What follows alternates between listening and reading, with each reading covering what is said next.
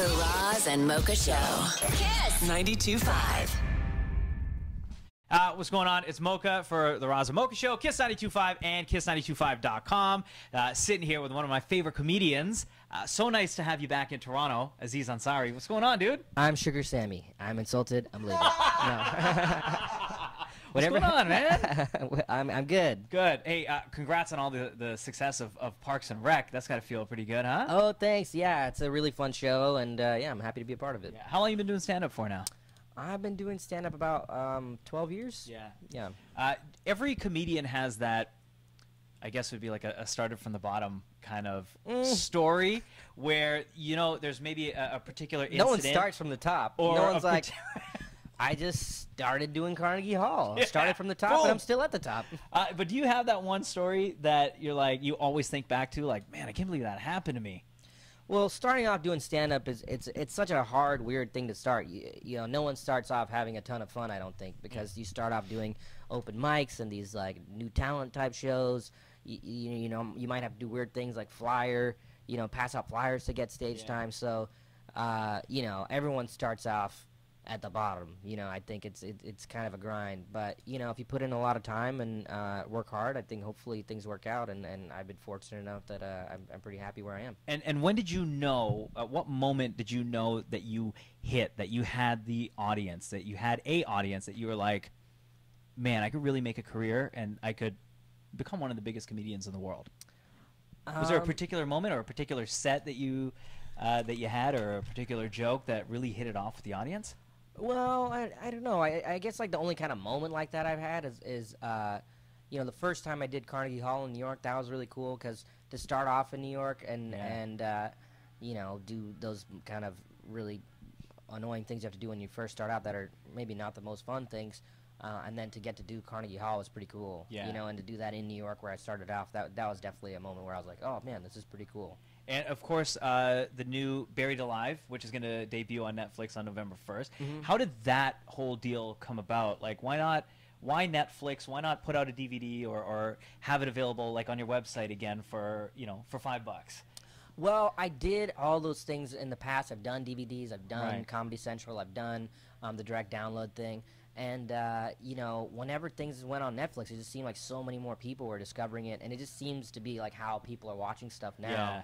So I had it, and I showed it to the Netflix people, and you know, we just decided we were going to do it together. Yeah.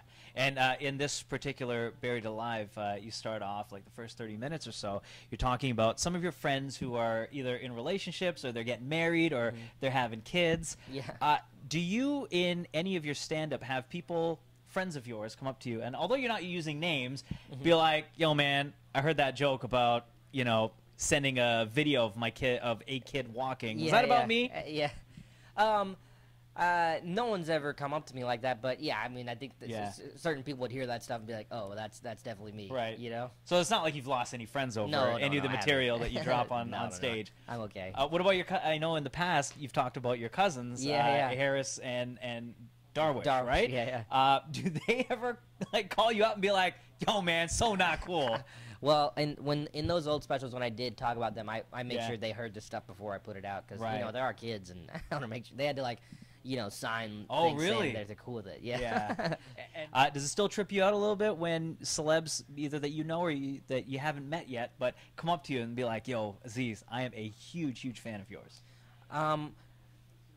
You know, whenever I meet comedians that I look up to and stuff, and get to talk with them about comedy and find out that they're fans of my work, that's pretty amazing. You know, like, you know, one of my biggest influences when I started out was Chris Rock, and you know, now I've become friends with him, and to get to talk to someone like that about the process of writing and working on an hour special and stuff like that, to me is like pretty mind-blowing. Yeah. Do you have that one project that you still have stored away, like in the back of your mind, or that you're just not ready to take on just yet, whether it's writing a movie or writing a television show? Is there one particular thing in your career that you are still waiting for the right moment to achieve? Well, you know, I think a lot of things, it's about doing enough stuff and having enough experience to where you can tackle one of those things well. Yeah. You know, I've taken some stabs at that stuff, but I think I've done enough to where the next, like, kind of movie or TV thing that I work on, that's my own thing, I think I'll be able to do a good job at it because I have enough experience with all the other stuff, and I've, you know, started doing enough stand-up and stuff to have you know, my voice and my perspective on things. So Yeah. so hopefully the next thing I do like that will be a big thing that I'm really happy with. Now, Aziz, before we wrap things up, I want you to look at the camera right there and let everybody know why they need to watch Buried Alive on Netflix when it gets released November 1st. Please watch my new stand-up special, Buried Alive, on Netflix on November 1st. I think you'll enjoy it. There you go. Aziz Ansari. Thanks so much, brother. Thanks, man. Really Thanks for appreciate being it, with man. me, Mocha. The Roz and Mocha Show. KiSS 92.5.